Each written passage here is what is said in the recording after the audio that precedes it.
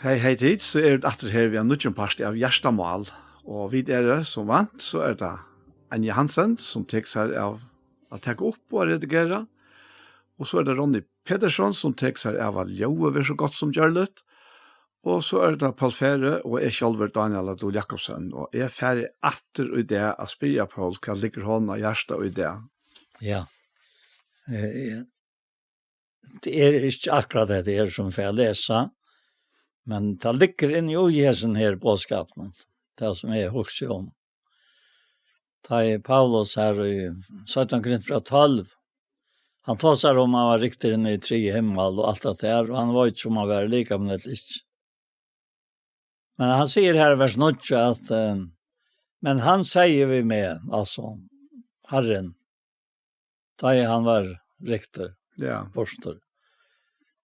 At han var kommet atter til sin kjøls.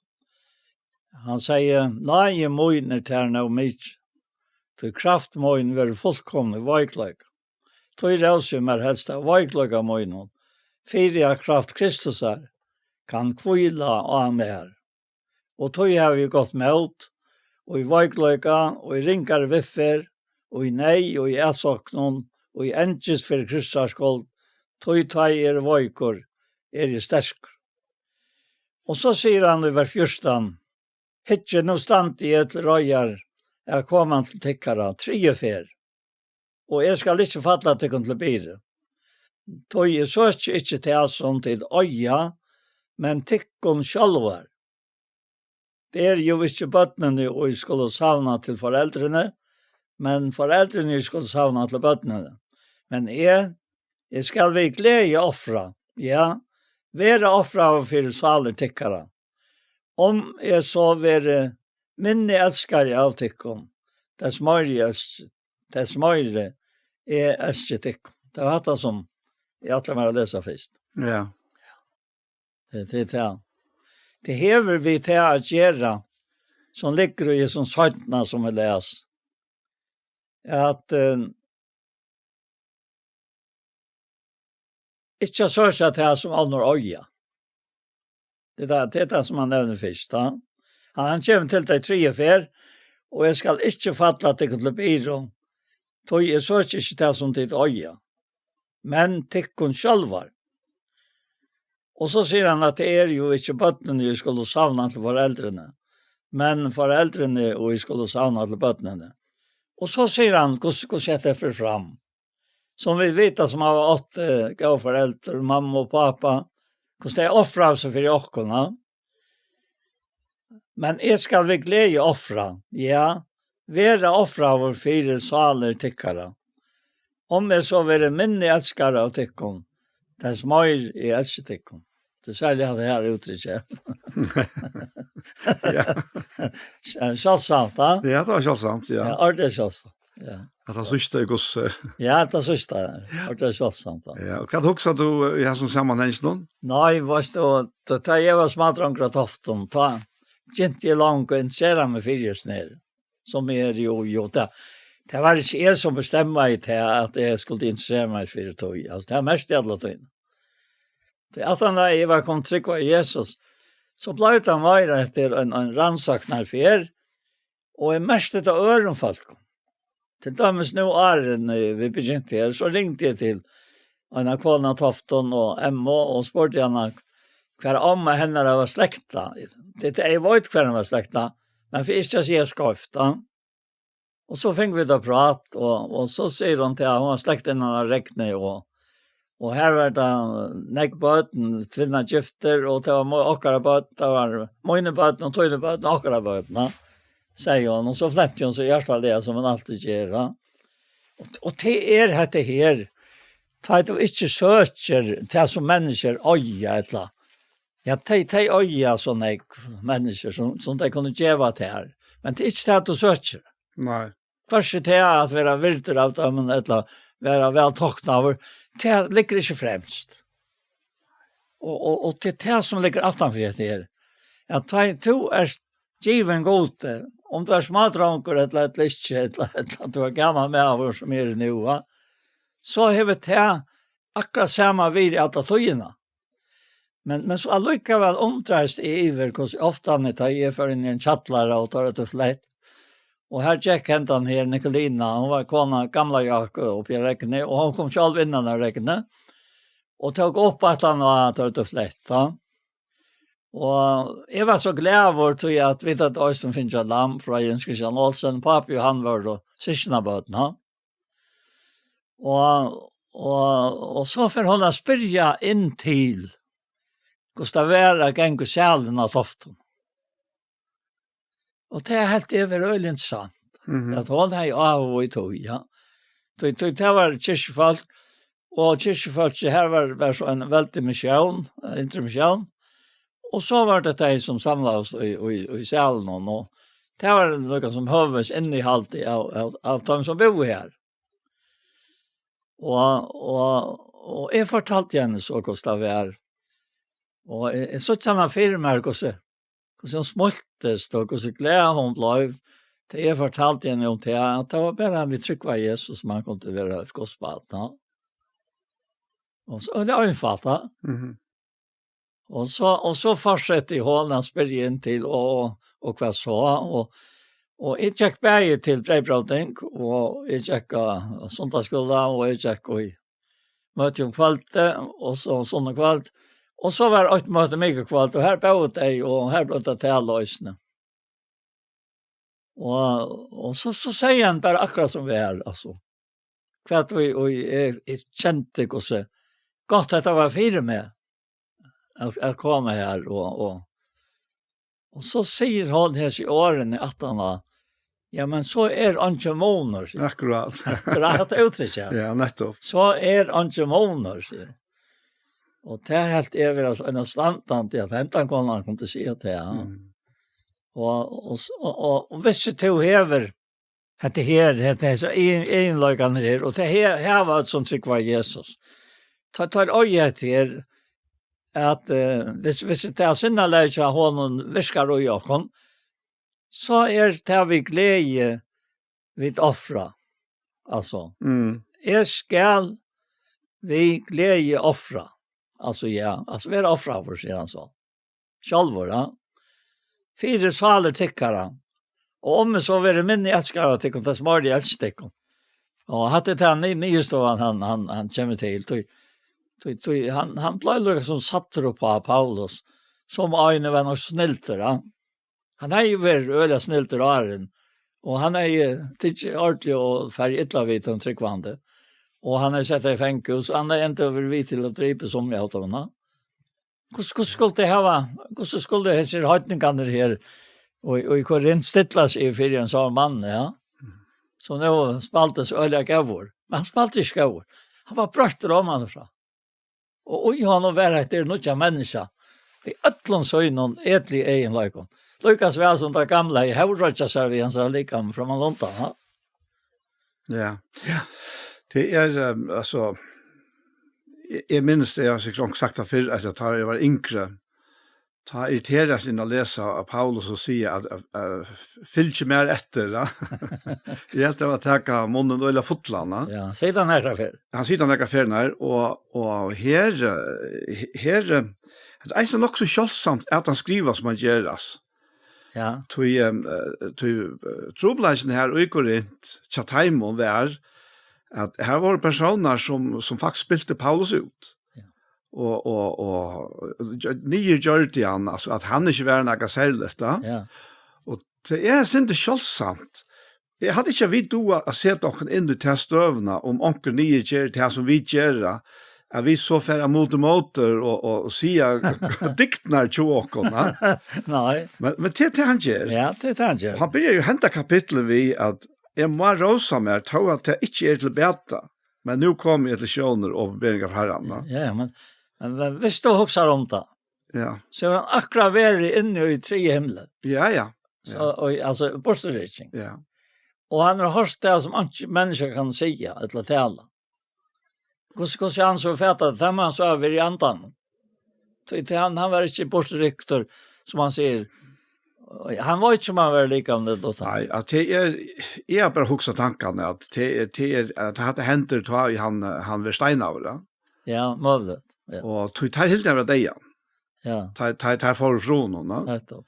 Men lärarsvännen tar slå ring om han och på för honom. Och så reste han sig upp, han bostade stöv i assar och så får han innan till bojen. Ja, det säger rösten till att tersen apostels var ju ötlund tålet gjort mitteln tickare vid tecknon, ontron och kraftager. Och så spyr han tar i kvarjon var tid sätter lackre än hinner samkomnar. Åttan nu tog jag att det fattar inte till bidre. Fyra kommer inte den året. Alltså han är en mästare och i Herrans hand alltså. Ja. Till att vara point fram till som han är. Ja, han ivas inte ut kvar han hejvere, och han ivas helt inte ut kvar han vär. Och han ivas helt inte ut kvar han vär till en början. Nej, han har ingen ivi ut som sålas ni, ja. Tåsar han øyla djärft vitt dig. Det är, alltså, det är nog så hotagant. Ja, hotag. Ja. Ja. Det hade inte vanligt. Nej. Vi halta kanske ofta lite personer som säger så nekv om sig själva, ja. Men jag är väldigt glad för att Paulus gör det. Ja. Ja, så att vi inte det. Så att vi inte det. Nej. Nej, det är akkurat det. Till Jesus, han visste alla tog in akkurat vad han var. Och han ska man helt inte svia. Nej. Men det är otroligt som tar närmare. Men det kom det inte. Det är inte santa. Akkurat. Det blir stil. Nej. Och till detta tid, alltså till syskon. Då kan vi inte kvart det samlas. Det är Jesus och hjärtan. Alltså så snackar vi om så att det. Så har vi gått investerat sig själva i Neutekon. I New York. Ja. Vi ötlån så innan. Etelig och egen löjkon som finnas kunna. Och i det himmelska. Och han nu lätar nu komma in i åkken här i hjörnet, alltså, som tryck. Det är det stora. Ja, det är det stora, så. Ja. Och då säger att det här som vi säger att jag tror inte säga det, men det fölet ofta med självån, alltså, Paul. Du ska alltid ansette vad du säger, men du ska inte själv bestämma vad du säger. Lät andan, lät han bestämma vad du säger. Ja. Så satt som du är och i andan, ja. Akkurat. Och han är ute här. Och anden är god, alltså. Det är inte annan. Det är så akkurat det, och det är en öjliga väldigt tanke, alltså att god till tidig bygg i och. Ja. Vi hela andan. Ja, det är han. Ja. Och han skammar sig inte vid att kalla Stockholm. Nej. Alltså han skammar sig inte vid att kalla Stockholm röver sidan och innan sen. Ja, i Hebreerbrevet nu. Ja, ett här alla någonstans. Så han har ju just Stockholm i stället röja, va? Ja. Ja. Kanske ska lycka nämna det, ja. Att det är han tar sig om troarfäderna, ja. Ja, och han säger, och i tryck för dag att läsa 8 av finns det som lovar vär till 11 kapitel och i Hebreerbrevet och vers 13. Men de sa till längt bort och hatsa och tog och jatta och att de var främmande och utlänningar gör. Att det nog åtta rinkaste alltid som man kan få i varandra. Ta vid av hjärsta möjna till att vi är främmande utlänningar, men det är vi det det gör. Toj vi är i andan. Så allika är vi i som ligger honom. Äntligen flita. Och så säger han, och i tryck på tog jag att läsa, utan att finna det som lovar vär. Men det är och till längt bostor, och halsa av tog, och jatta av att de var främmande utlänningar i hjörnen. Och så säger han, det som säger så, visar ju här vi, att de löjt efter Fetraland. Och hade de månt vid landet som de var kommande ur, hej ju både dem till att för att det här. Nu tror jag att det är en himmelsk, och ännu bättre. Till himmelsk. Då skammas god inte vid dig. Jag kallas god torra. Han är ju just tajmon. Städ till röjar. Det är detta som ser alla molnen. Ja, ja. Det är Jag vet inte vad man kan säga, men det är en sån rik fyllning av glädje att kunna glädjas ojest nere. Ja. Det är det verkliga livet. Det är det eviga livet. Det är det livet som för halta av efter att vi annars är flott här ur hästen hemma, ja. Också så till att oj ett liv som fer fra tog som atlan tog som är avfullkommet, alltså runt om och och Jakob. Det är allt som är av halten och är avfullkommet, ja.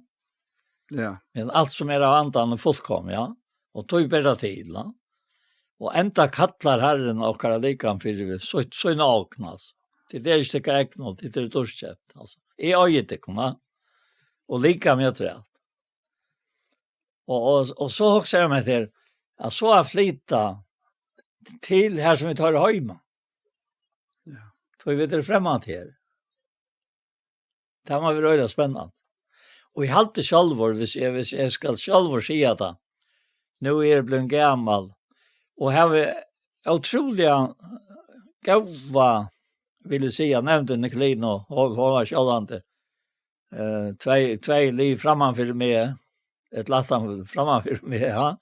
Och föras det, och så kom Jens och dig och Nanna som bor så innan och mammas Emma. Och hon var så mamma och han var pappa och så vidare tre aldrig kunde se härifrån. Och det man så huxar om att det ser människorna gå så det öppna av hjärta. Jag minns det Gottorm. Han var mamma pappa moj alltså. Och jag minns det var ta i truschen första truschen att han blev sjuk och han dog om till att höjna. Jag blev det vitchan. Allah har loft någon och dog nog ut henne. Hvis jag minns rätt. Och så plötsligt jag snackade vi han. Vi kallade han alltid gott appa. För att mamma, alltså amman bo in så var så någon och hon bor här och kona han sa att i åren hon så hon fortsätter vi att vara husmor här. Ett lån ösnet i tjejträd. Och det är så också om hans är ända här och det givni han 80 och hjärtan till Herren och ta vånerna som var ögonen. Det var sanna i världen en mäver som är i livet. Han är i livet ett gott liv, men han var självmäver, alltså, borster av oss. Och hin bodgen som var pappa, Jens Christian Olsen, han var bröver, han var bönte, och hin var lukad nekve självmäver som hin var bönte, eller fiskmäver, ja. Ja. Det var Andra check vi andra landa. Ja, andra landa, ja. Så till och med en gav minner om hese falskene, alltså som tog. Alla tojna hugde upp till, ja. Ja. Och en månad tar vi komma hemma. Ja. Det var ju det att här var ångar av sån ytre förring Nej, det som ofta halt någon atter och jag känner kvar annan som syskena. Så det är ju som det är nog så spättlärt då. Ja. Vi är ja vi kattlockon bröver och kyrkfolk och baptister och pinsar och att det är forskjelliga. Det existerar inte ut i antallet. Det kommer inte fyra här. Och jag minns öjla gott Andros Lån. Ja. Han plattade ångte att lägga dent och att det är inte vi som har sett och navnet och bröver, säger han. Det är hinne utanför som har gjort det. Ja, det minns jag också. Ja. Så han tjeck öjla högt upp på det. Han tjeck så högt upp på det, minns öjna för när vi måste omövligt kalla och bröderna. Mm. Och han tar det av dagliga, att det bröderna. Ja. Och så säger han kvoi. Ein och kvar just det här som de samlade som har till Herren och till. Det var och bröderna. Ja. Lika mycket kvar. Det var inte det som bestämmer i att du tar det hjärsta av här. Tro det är Jesus, så var det bröderna. Ja. Som Nya testamentet talar om. Men ni vet att if det god ein och kvar som tror att Jesus lika dörra var. Ja, akkurat. Och det andra konstateringen som skriften ger mig. Ja, och det är det som är tutninga. Och till det som är tydningar. Ja. Det ligger inte annat ut som vi tar om nu än till. Det är inte något annat. Och inte till som nu är fyllt 5 år först och att halsen är jag finns för att det alltså. Det är helt otroligt vad vi tid har sagt nej. Men jag säger tack för det. Men jag säger tack vagna till öll som trycker Jesus. Vi hatta öll som trycker Jesus. De oja tacka Guds och i Kristus. Och de kan ånga missa. Nej.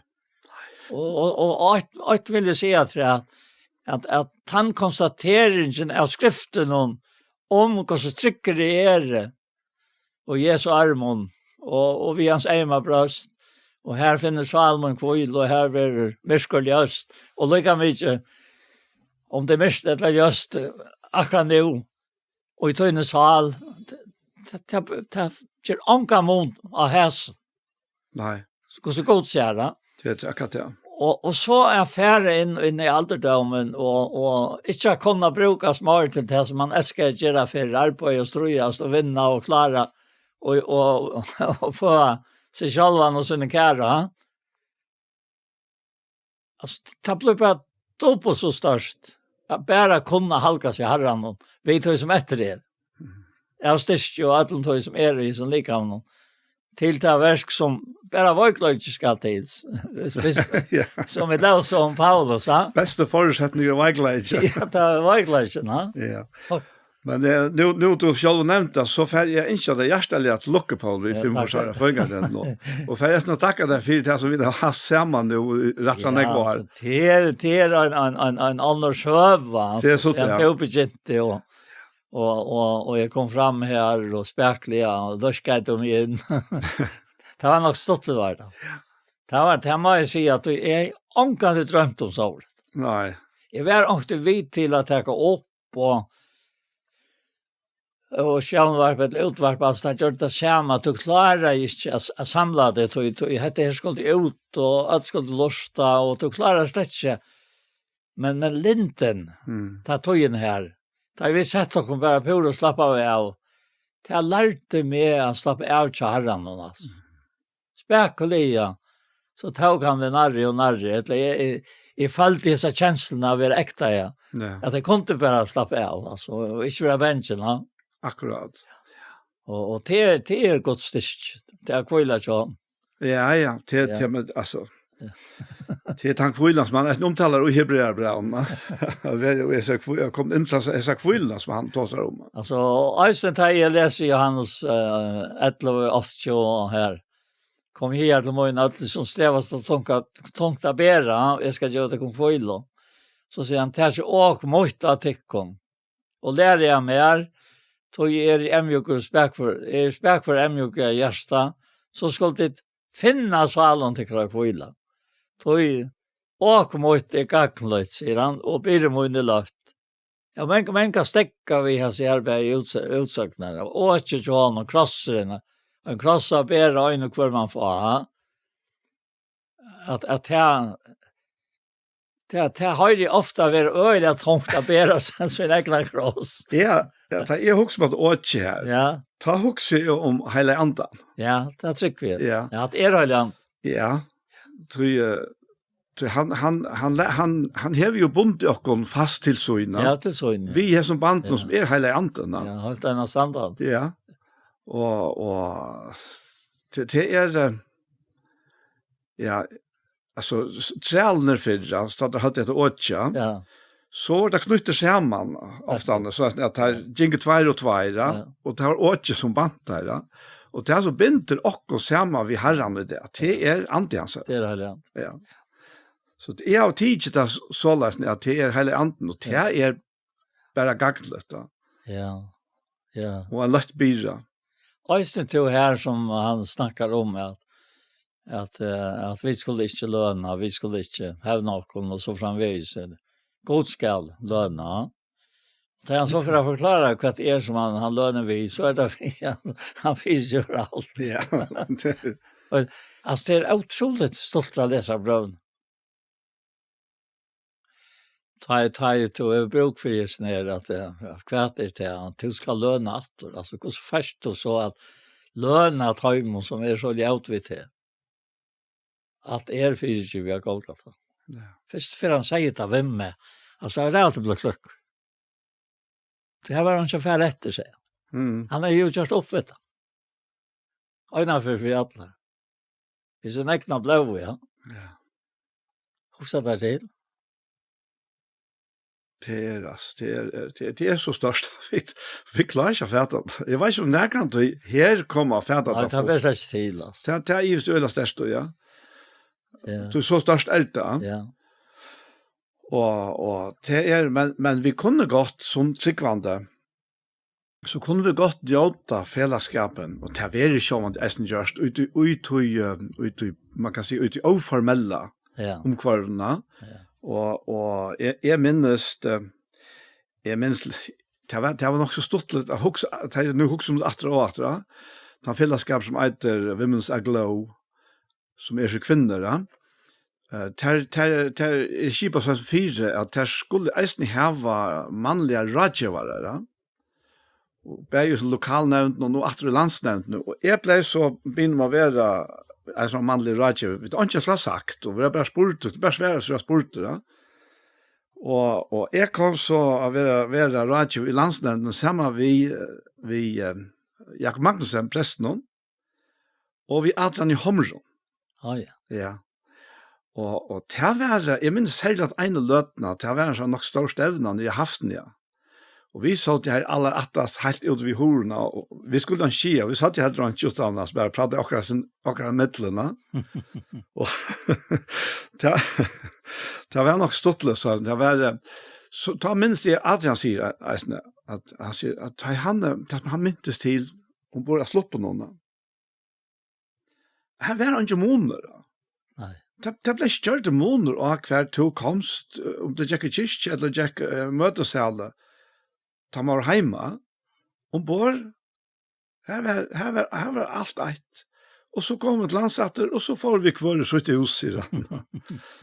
Så på den måten var det som fellesskaperen oformelt nåtene, Ja. og vi sitter etter pur oformelder, Paul. Ja. Det vi Hanna. Ja. Tog att det börjar stilla fällskap vid kvar annan. Tog han bor i Ötlorna. Så är det i Jöknon han. Det är alla tun Jöknon. Alla tun. Det är omkant till i Jöknon till eller Jöknon annan. Tog måste vara vittlat att han. Tog han helt rann sig av med det således. Det är alltid samma personer som virus som heter allt som han öjer lyk. Ja. Det är akkurat det. Det är akkurat det. Ja, jag vill knyta någon här. Ja.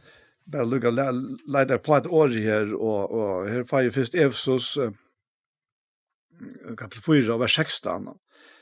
Här säger han akkurat att det är att stå ut från honom, alltså ut från Herren. Ver allt lika med sammanbundet och sammanknytt vid kvarje band i handjäver og såleis vekset av voksen som likam til oppbygging og kærleika. Alt etter tarre virskan og tilmålt kvarjum parste fyrir seg. Og så var det Kolossbrev 2:2, jeg vet ikke hvordan vi her alltid. Fyre at gjørst og tarre skal være trøsta, så til være knytt saman og kærleika.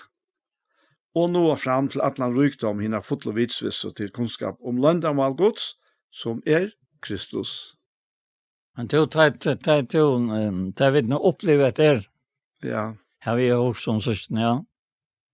För jag gör så tar jag skulle vara trösta så att det vill knytt samman och kärleka och nå fram till atlan rykdom innan fotlovitsvis och till kunskap om landamal gott som Kristus. Och i honom alla skatter vorstansens och kunskapen som finna för allt. Alltså versen säger själv. Jag tar det to och han. Ja. Och ingen annan. Man lyckas alltså det. Ja, og samtidigt. Ja, og to og Jöknon han. Jöknon han. Ja. Ja. Han han som knyter. Ja. Så vi vet rätt vi han. Ja. Alltså han kan ånka till kopplas från. Nej. Och jag har alltid haft det så otroliga befriande att tro på lökar och alla nej och alla sagt och inte tala om det gamla människa, alltså hur så gott det är att han ser det för dig. Sjalt om det inte vill gå täcka det. Ja. Ja. Nej, jag också med det här självande vi tar vi inte brått alltså akkurat till att vi för ha en stor fällak mötesal och det helt inte jag tycker helst det är praktiskt va. Men det som är så hooks om är det här att vi kan gott vara tillvita mer om det att allt som tycker av Jesus Kristus är akkurat syskon och att vi kan njuta fällskap med dig och av marska och hindra för så vita. Och till ölla gott för oss, ölla sunt för oss. Jag tycker de allra flesta av oss har ett sted som vi säger heter och andliga hemma. Och det är det för så vidt eisne, men det er bare så omedlende større enn det eisne. Det er nettopp, ja. Ja, og det at det er så godt at man känner sig hemma och i sin egen samkom, alltså. Ja. Alltså som inte är separat handlat samkomma gods, men hinner nöj. Som är samkomma gods, alltså. Ja. Och i tar en hjärsta. Ja. Och här tog han så stilla hjärstans långset, säger han med Herren, och ger mig nöktan bäst vid det. Tog fyra kvargen gör och himmel biva, lägg ner bilderna som hötta med. Alltså det är, och i månader är det alltid så näkve fortsätter som vilja, som på armate är de månaläser, men tar arbetar som omtar måna och alltså tar vilja och måna. Ja. Men hvis du tog trost, då tryckven är ju säger okkara, så har han ikke avvarskan av det. Da er det trost til at han har gjort til at du kan ångan tøyner og nødja løyven og være sartor av fortsatt. Han kan bare sære seg selv. Ja, det er det. Altså, vet du gamle, altså. Ja. Og det er ikke mennesker som er akkurat fortsatt. Nei, omgang til, ja. Det er omgang til mennesker. Så det er Paulus øyla klart og i mitt land Efesosbrevna. Ja. Og så om andre her ønsker bare himmelrom. Ja. Og at bare det er ikke vi holdt å blå. Jeg tykker til at hvis vi vet sånne mennesker som akkurat fortsatt der, tog de så løs som vi ikke damer at de så får komme vi til oss selv. Så er en fire.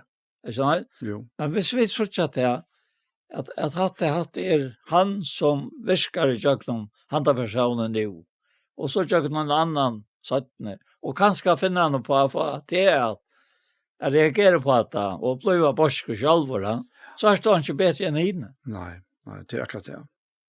Det er her det ligger, da. Det er til sjåan, det er akkurat det, og vi er jo her er det alle samme bata, kan man si, ja. Det er ungen av oss som i holdt noen bedre enn noen andre, altså. Du holdt til seg ikke vi, ja. Nei, nett. Men jeg husker om at jeg skal fornøvne til Østene. Hette her vi at vi kjenner hver annan, altså som tryggvande, kjalt om vi har imskar leirer, kan man si, ja. Og jeg må huske om tvermanns, og det var Hans Andreas, Dia, Johansen, og så var det han selv, ja, nu blev fornavn akkurat vekk. Johan Gård Johansen. Ter bajer og samma vi øren eisne, men det var mest her som jeg kom å kjenne. Ter var så øyla utner ui, akkurat her som vi er i ui nu, og det var ta i fyrstene, faktisk året sjånvarspet kom, så var sjånvarsfeler rundt om, og så begynte Ter på å ta opp møter og godstjenester, og så sendte til.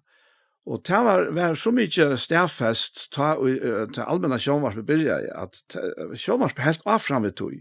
Og gjør det enn ut det, så er vi til møter og godstjenester og i sjånvarspe. Ja. Og jeg nå da jo der bare rett unger, det var først i alt rusjen, 2-3 år gamle bare. Og senest fer jeg var sammen med Johan. Det var ute i Philadelphia i havn, hver og vi der tidlig oppe. Jeg ble kopplet på at det var blitt allmänt, så det var en pastor av sånne her som føres rundt at jeg oppe.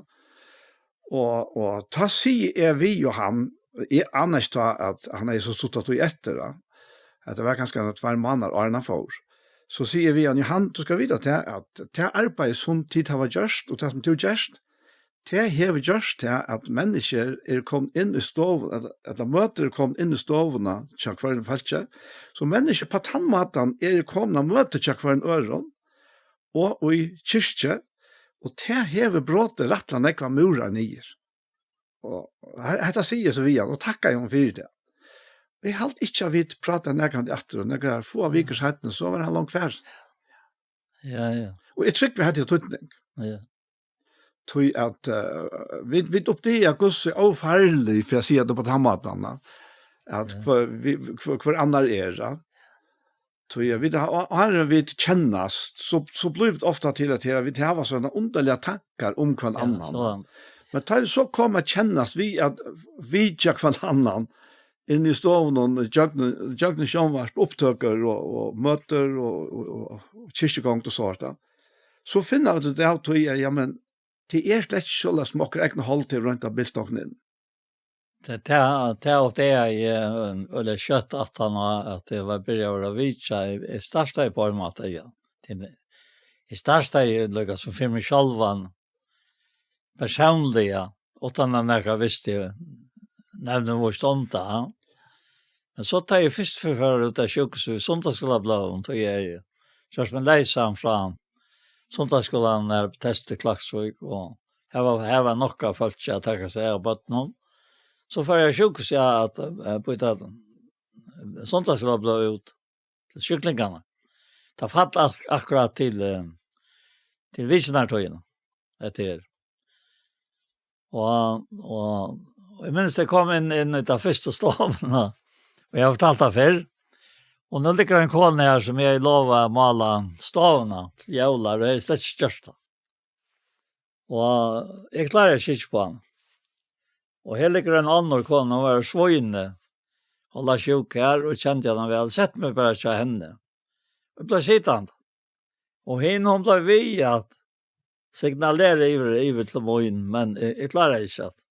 Jeg tenkte bare til at det klarer jeg ikke. Og så en affär när så klarar jag att ta mig samman och rösa med och jag sånt skulle bli alla efter in i här det var hämta konan så in och så för det jag stä. Och det är sånt skulle bli in och i lässtavnan som tar väl. Och det är något som mestlevis har ju en frosting och jag också slett om till att jag skulle komma åter. Så jag hade bara kallt. Men också helt det som till att det skulle komma åter. Men det kom åter annan sånt där alltså efter och nu har hämtat kvarnan som vi har lovat alla stavarna till. Sett sig ut av trappuppgångarna här avast. Hon visste jag kommer så kom han vägen. Och här skulle hon sitta till kom. så mycket kan man till så ja. Och jag visste inte om han var tryggvandig. Jag kände honom släck. Som så alltså. Så säger han med Paul. På komst du inte över till morgon så är det sånt där. Det var skoj säger väl.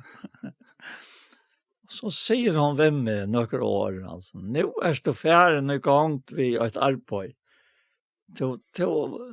Du gronar ikke selv hvor det er en tøytning til. Her la jeg glede meg til at du først komme. Selv om det som to hadde stå i midten nok om vi her, så var det ikke, sier du. Det er bare at du er kommet, så er det vært vekk. Ja, først du. Så jeg sier kom til morgen. Ja. Ja. Og her lærte hun meg til. Hentet kånen, altså.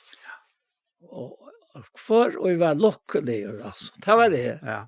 Ja, sørst. Men jeg vet, men det er ikke nekva tretel til kånen. Hun levde ikke langt at han hadde den.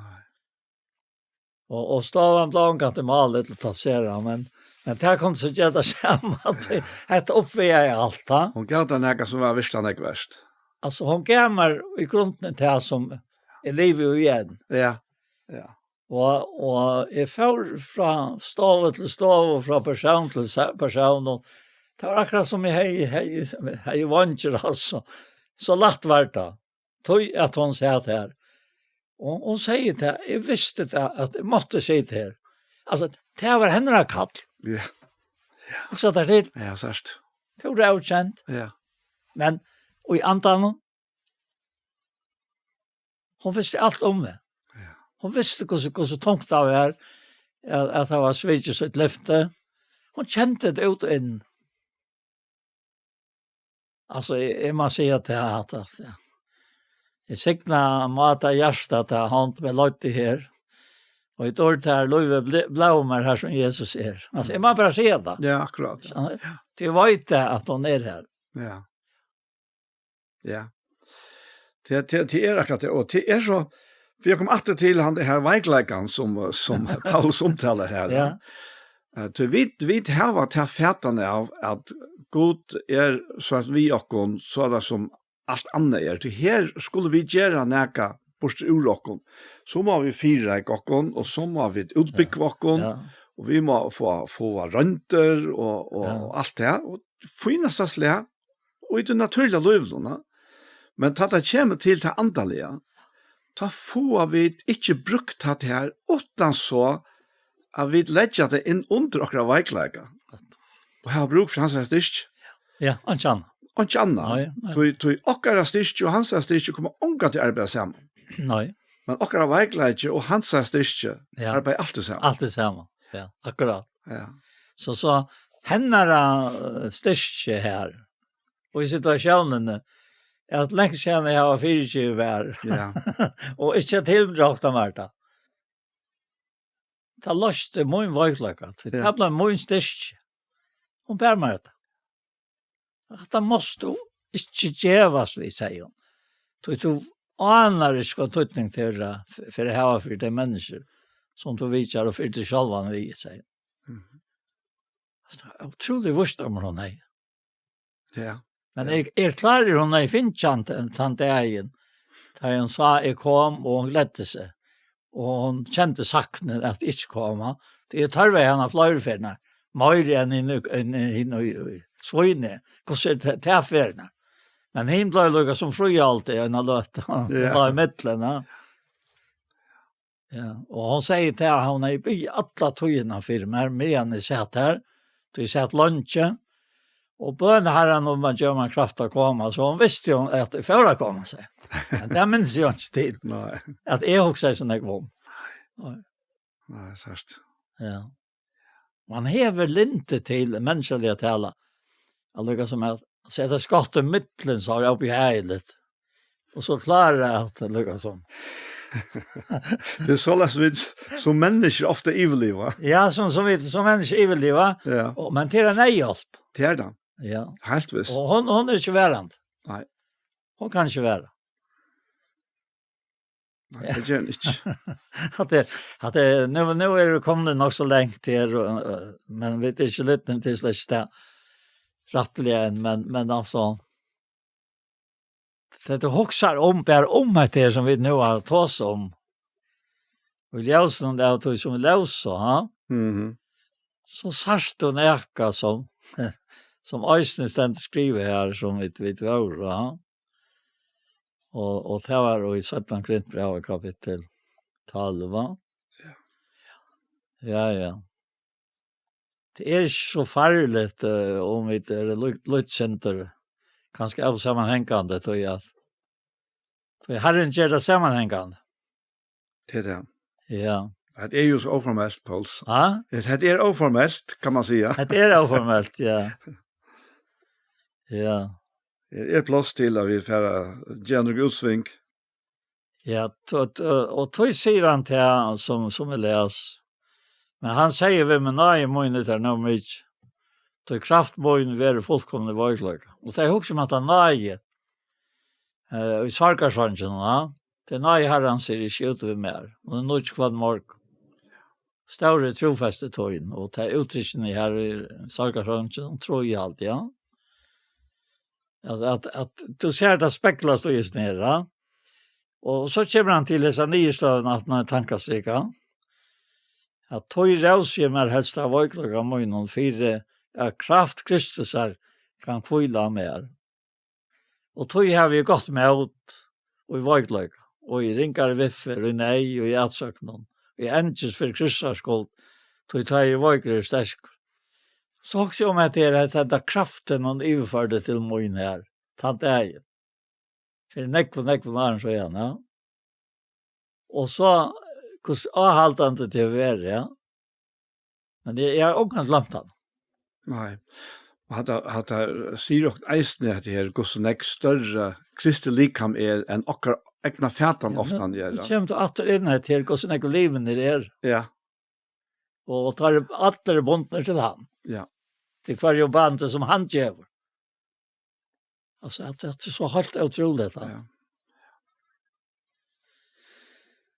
Og så sier han at her, er våren dåre, sier han vers 11. Tid har nødt med tilta. Og så sier han, jeg må flenne at hun, da. I 80 år finner jeg raus fra tikkene, sier han. Det er Akkurat det. Så sier han så mitt til høyla, I 80 år finner jeg raus fra tikkene. Ta i mennesker påstand at det er åndsrant av det som brøvene. Altså, ta meg er bare ikke å si. Det er man blinter. Så det antallige. Det er til det antallige. Det er til godsmennesker, til skriva. I 80 år finnes jeg rausartikken, tog er stav og i ångon attar en heser ekvelige stavra apostlar, om så ikke Altså, det er rett uttrykket. Jeg har jo ikke visst tankene så langt, at det nekka, så det ikke. Og det ikke gjør at du det som det skal være. Og i gods råktemate. Skjønner du? Han sier, om så ikke gjør det, så sier han, tekjen apostels var jo i ødlom tåle gjørt mittlen tikkara. Vi teknon, undron og kraftargjør. Altså, det er en veldig tekjen, som Johannes også skriver om. Han skriver om tekjena, Johannes, og evangelium kjassar. Og så sier han, og hver var og tidsetter hakre enn hidan samkomnar, 8 og 2 at det fatte kunne ikke bedre. 24 mer han tar nøyret, jeg har de sett av 4. Og så sier han hatta som jeg begynner ved å lese, nu stand ikke røyre kom.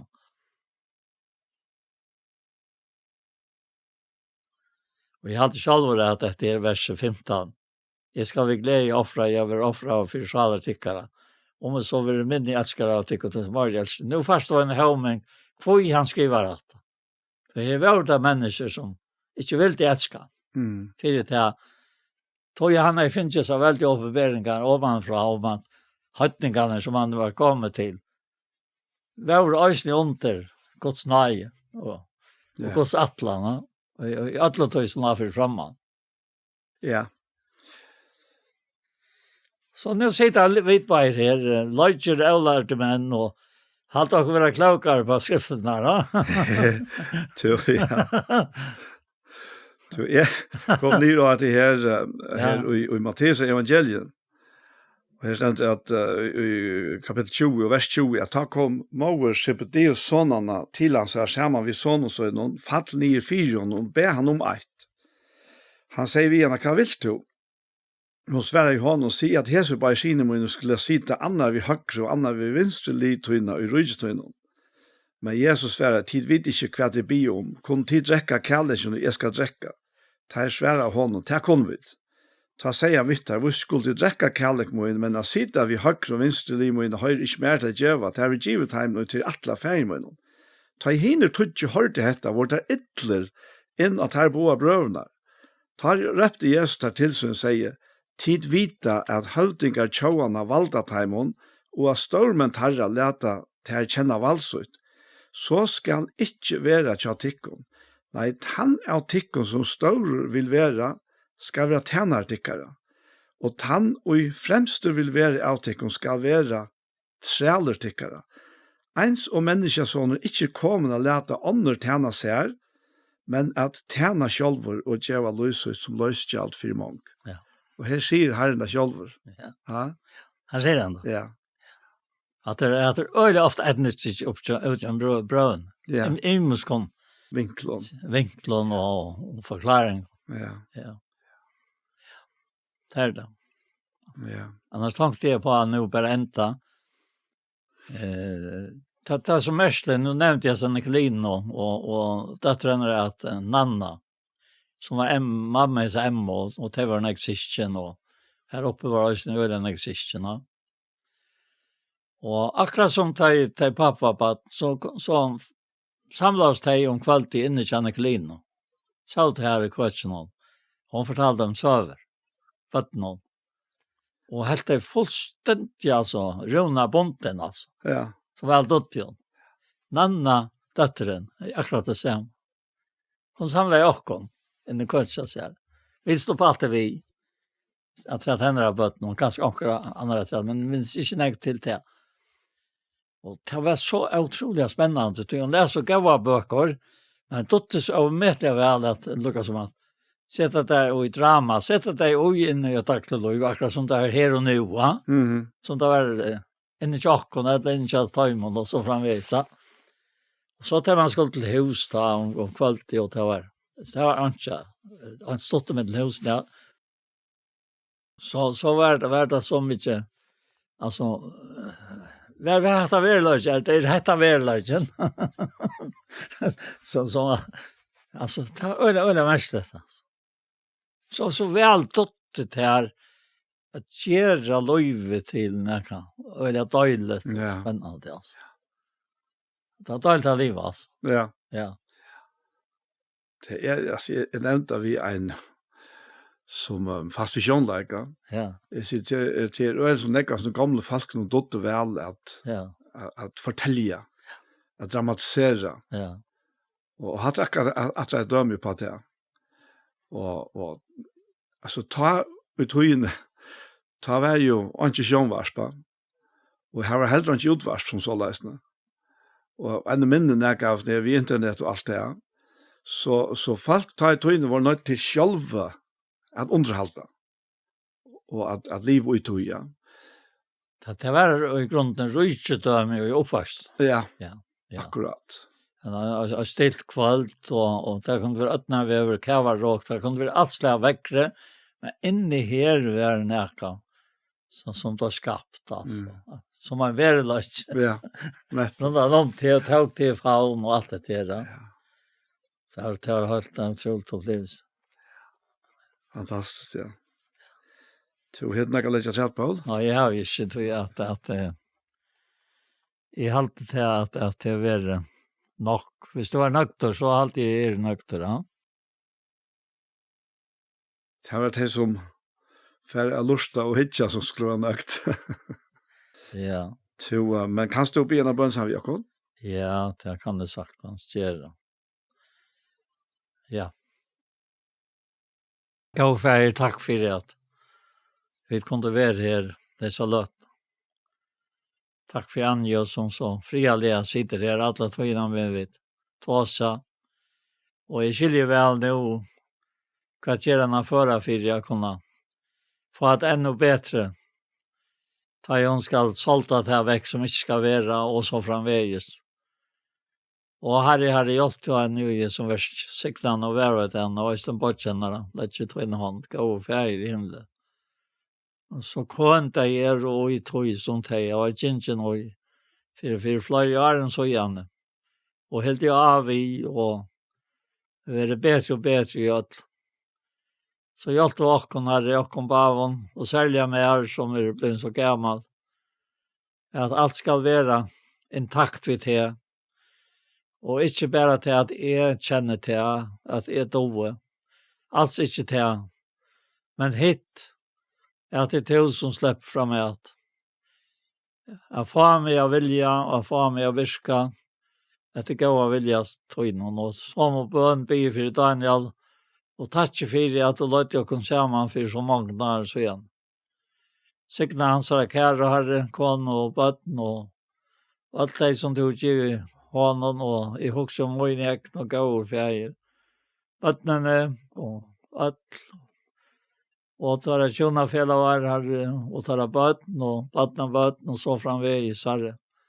Alt dette gav for seg til her, til bøttene gav herrens, og løsrukte løn, og ikke minst, som prætkaren sier, et eller annet, årtøtsene sier, at donalige koner hvor finner henne, men kan mer enn perler er hun verdt. Og så er det her hjärsta mannsen av løyter og henne, og vinner går trøyter ikke. Og han gjør noe godt, og han ikke helt at det er av det er sånne. Herre, dette må vi bare takke og prøyse der fire, med en annen høyre. Og alle andre for å høre det. Det heter det som er helt jakken oppe i jakken løyve i alt, herre. Det takkar vi der fire, det begynner vi en gavare mamma, og det tar fram vi en kone, herre. Og herre, takk og prøys for jeg til, og i Jesu navn, amen. Amen. Så var hesen pastor Gjerstamal kommet enda, og vi færre at takka for jokken. Og vi er Anja Hansen, som tek seg av at takke opp og redigere, og så er det eisne Ronny Pettersson, som tek seg av at Ljøve er så godt som det kan være. Og så Paul Ferre, og jeg selv, Daniel Jakobsen. Tusen takk for Jesper. Og la meg bare legge til at eisne at pastor av Gjerstamal som jeg har vært, der er jeg suttet av YouTube. Om du leiter av Ektus Sjønvarp og Gjerstamal, så er nekve pastor å finne her. Og hesson pastor for eisne komme her, og hesson pastor kommer eisne å være senter av Tjei, Kristelig Kringvarp. Tusen takk for Jesper.